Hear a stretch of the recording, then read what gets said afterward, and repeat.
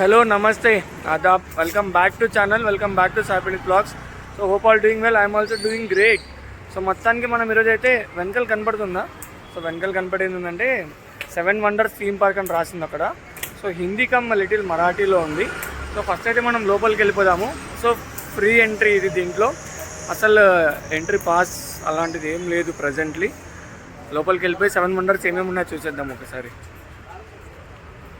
So Pune ఎక్స్ప్లోరింగ్లో second 31st మొత్తం తిరగదామని fix అయ్యాను.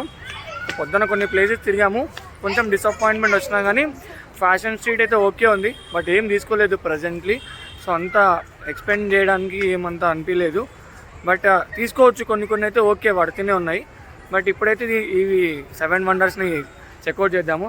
Present మన వెనకాల ఉంది ఏంటంటే ఐఫెల్ టవర్. సో వెనకాల కనపడుతుంది కదా. సో మనం ఇప్పుడు ఐఫెల్ టవర్ దగ్గరికి వచ్చేసాము. సో ప్యారిస్లో. So one of the dream destination నాకు. సో మీరు కూడా ప్యారిస్ రావాలనుకుంటున్నారా?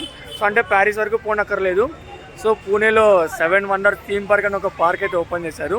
సో ఇన్ కేస్ మీరు పూణే విజిట్ చేయాలనుకుంటే సో ఇది కూడా one of the bucket list లాగా యాడ్ చేసుకోండి. సో పార్క్లోకి ఎంట్రీ లేదు, ఫీజు ఏం లేదు, జస్ట్ నార్మల్ ఫ్రీ ఎంట్రీ ఉంది. సో నేను అడ్రస్ మొత్తం కింద డిస్క్రిప్షన్లో ఖచ్చితంగా మెన్షన్ చేస్తాను. సో మీరు పూణే వచ్చినప్పుడు విజిట్ చేయడానికి. సో ఫస్ట్ అయితే ఐఫిల్ టవర్ ఉంది మన వెనకాల. సో ఇలానే 7 థీమ్స్ ఉన్నాయి మొత్తము, 7 వండర్స్. సో ఒక్కొక్కటి అన్ని చూసుకొని వాటి క్లియర్ ఇన్ఫర్మేషన్ కూడా తెలుసుకుందాము, ఓకేనా?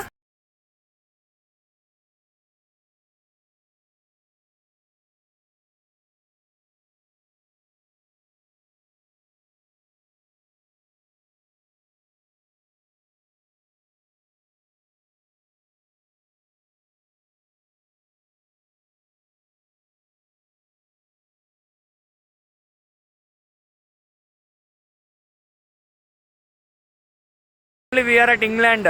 సో ఇప్పుడే ప్యారిస్ నుంచి ఇంగ్లాండ్కి ల్యాండ్ అయిపోయాను. ఏంటమ్మా మరోసారి చెప్పు? అదే అండి. సో ప్యారిస్ నుంచి ఇంగ్లాండ్కి వచ్చేసామని చెప్పాను కదా.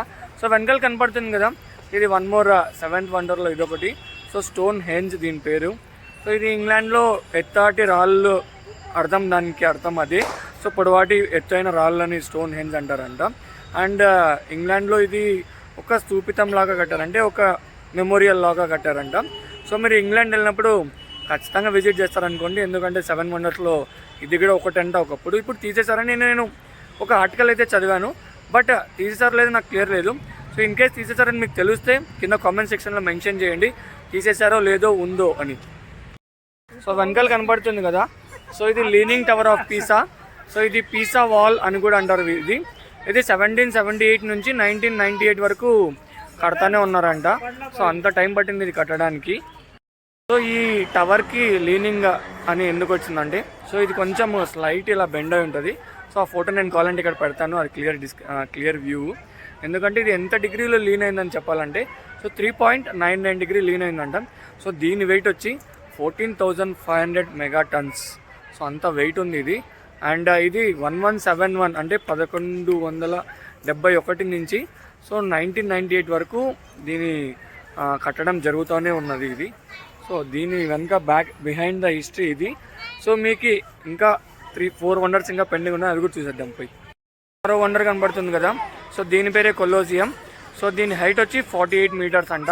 సో మొత్తం ఇది ఎలా ఉందంటే ఒకసారి కంప్లీట్ వ్యూ చేసేసుకుందాం.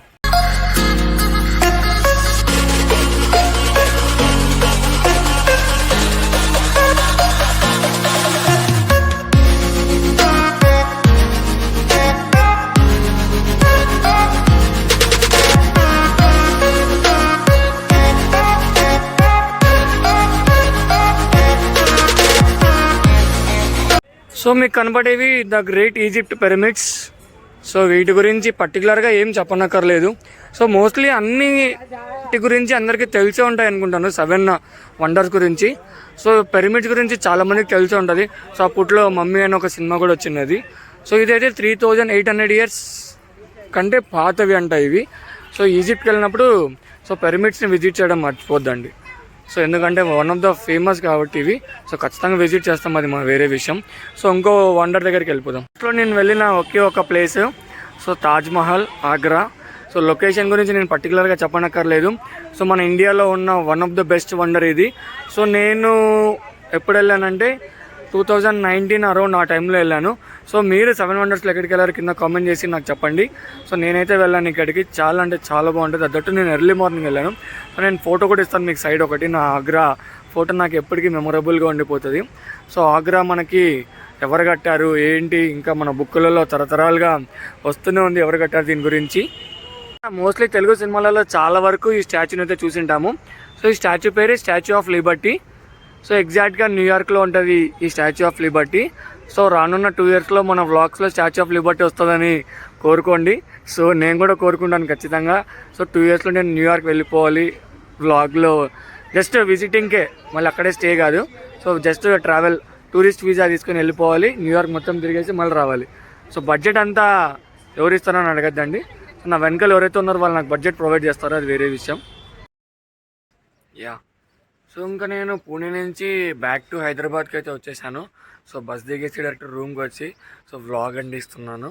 So hope video clips little చిన్నగా అయిపోయింది, చిన్నగా వచ్చింది అది మేబీ, ఎందుకంటే తక్కువ ఉన్నాయి కదా. 7 వండర్స్ కోసమే ఆ వీడియో తీసాము సపరేట్గా. సో థీమ్ పార్క్ అది చాలా బాగుంది theme park.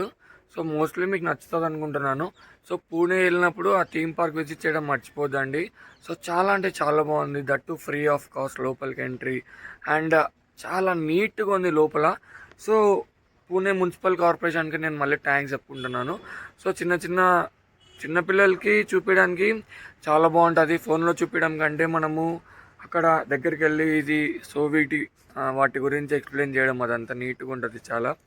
So last few days నుంచి హైదరాబాద్లో చలి అయితే చంపేస్తుందంట. సో ఇప్పుడు కూడా చలి అయితే చంపుతుంది పొద్దున్నే, బట్ వెనకాల సూర్యుడు అయితే వచ్చాడు. But hope you all like the video. So video నచ్చితే లైక్ చేయండి, షేర్ చేయండి, కామెంట్ చేయండి. సో సబ్స్క్రైబ్ చేసుకోవడం అస్సలు మర్చిపోద్దండి.